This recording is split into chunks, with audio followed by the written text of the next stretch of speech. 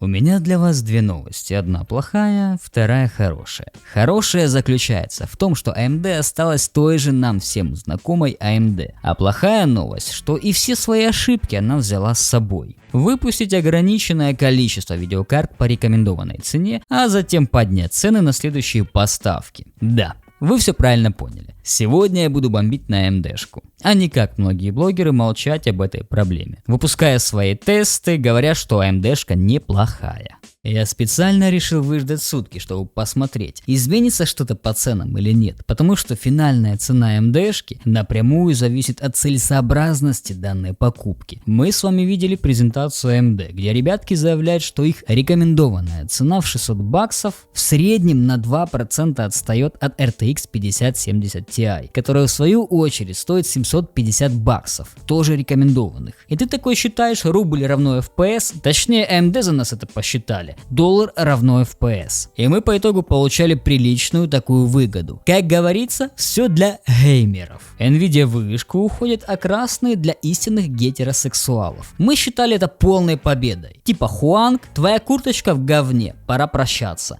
И это было разумно, я в принципе топил за красных. Но кто смотрел мои предыдущие ролики, я не единожды говорил, что AMD скорее всего обосрутся на старте. Как это было и с 7000 серией. Сама по себе серия получилась успешная, но старт невероятно ужасный. Успешно не в плане продаж, а их производительности. И снова вышло так, что AMD наступила на те же грабли. Чисто мое субъективное мнение. Хотя это было бы неправильно назвать, что это субъективщина. Смотрим на вчерашние цены, которые сегодня ни хера не изменились. Как говорится, 100к гейминг для жителей СНГ. И ты такой смотришь на 120к рублинских за RX 9070 XT и думаешь: заранее прошу прощения за мат, но это пиздец.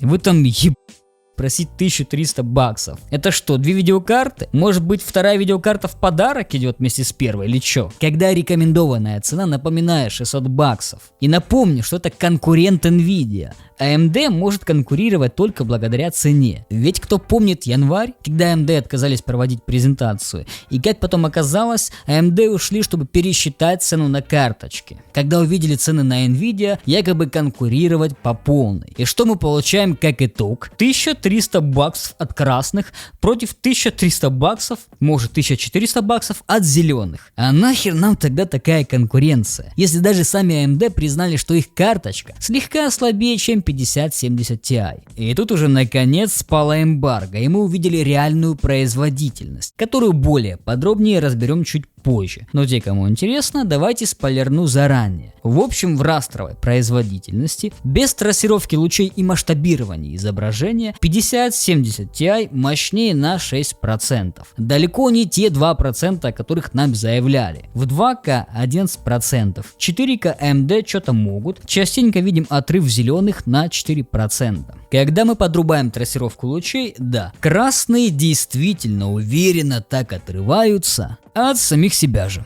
а точнее от прошлого поколения. Но все так же нюхают куртку Хуанга. Поэтому если все это сократить и собрать воедино, мы получаем достаточно сомнительную видеокарту, стоимостью как и их прямой конкурент. $600 это по нынешнему курсу чуть дешевле 60к рублей. За рекомендованную цену я, пожалуй, промолчу, нам только остается мечтать об этом. Если честно, уже в заднице сидит такой маркетинг, который просто лапшу тебе на уши вешает. Тот же Хуанг, когда выходил со своей удачной в кавычках 5000 серией, кричал, что 5070 за $550 мощнее в триллиарды раз 4090. Топовой видюхи прошлого поколения. Ну, еще сотни тысяч раз но. С маленькой приписочкой и пипиркой в самом низу, что это все фейковые кадры. Маленькие хуанги сидят в видюхах и бедненькие работают, пишут маркером вместо 60 FPS 500 тысяч FPS. Но и тут находятся защитнички, слепые фанаты как Nvidia, так и AMD. Отчасти благодаря некоторым персонажам я записываю данный ролик. Давайте назовем их патриотами той или иной компании. Когда цену в 120к рублей мне пишут, что это норм, ведь AMD-шка мощная.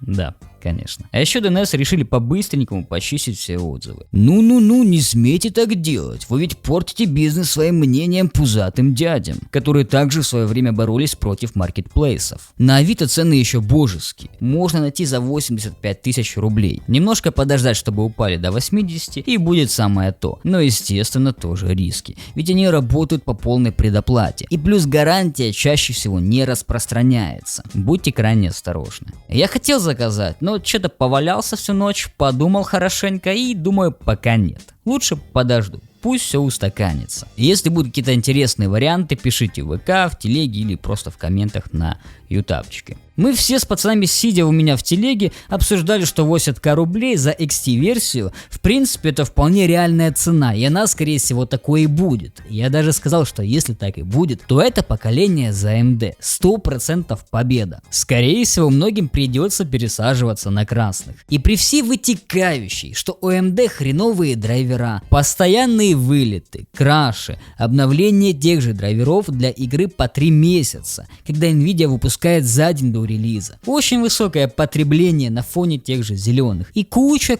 всего такого. Я готов был прощать за 80к рублей. И даже чуть-чуть потерпеть, побыть терпилой. Зато я кричал бы всем, ну а шо? За 80к рублей получил аналог 5070 Ti. Ну, я считаю, что если цены на AMD таки останутся, это полный, причем очередной провал красных. И не нужно пытаться убеждать самого себя, что вот, может быть, драйвера поправят и AMD станут на уровне с 5070 Ti. До сраки, даже если будут на одном уровне. Потому что AMD за такую цену это просто пыль в глаза игрока. Когда они полностью просирают абсолютно всю синтетику, 3D рендер и даже в блендере на данный момент просто не работают. За стриминг я молчу, за нормальную запись видео тоже молчу. А еще если напомнить вам о кодеках, тогда пиши пропало. 120к рублей от красных против 125к рублей от зеленых, тут явно виден фаворит. А некоторые магазины по типу Регарда вообще предлагают цену за 125к рублей и даже 130к. Вы чё там? В общем, действительно, я слегка подгорел, и теперь долго буду этот пожар тушить. Но тоже поймите, я человек, у меня есть эмоции, и я хочу ими с вами поделиться. Я мог бы успокоиться, подождать пару дней и записать как робот, но нахер надо, давайте говорить как оно и есть. Я расстроен, ведь была частичная надежда на норм конкуренцию. Но если цены и дефицит на Nvidia можно еще частично оправдать, ведь там используется новая GDDR7 видеопамять, то в случае с AMD я даже хз. Самое смешное, что AMD позиционирует себя как видеокарты для геймеров. Даже презентация называется All You Need for Gaming. Все, что тебе нужно для игр. Спасибо, ребятки, но за 1300 баксов я лучше куплю себе курточку. Мне ребятки поскидывали цены на европейских сайтах, западных и так далее. В Европе цены начинаются от 950 евро. Чаще всего выше. Плюс можем зайти в комментарии AMD и почитать, что же пишут ребятки из других регионов по ценам. Естественно, большинство из них недовольны. И как некоторые отмечают, AMD осталась AMD. Снова же ограниченная партия видеокарт. AMD в очередной раз доказала, что она все та же AMD, старая знакомая и скорее всего со старыми драйверами. Как-то так, следим за новостями, если будет что-то интересное, я напишу у себя в телеге, либо сделаю ролик. Пока.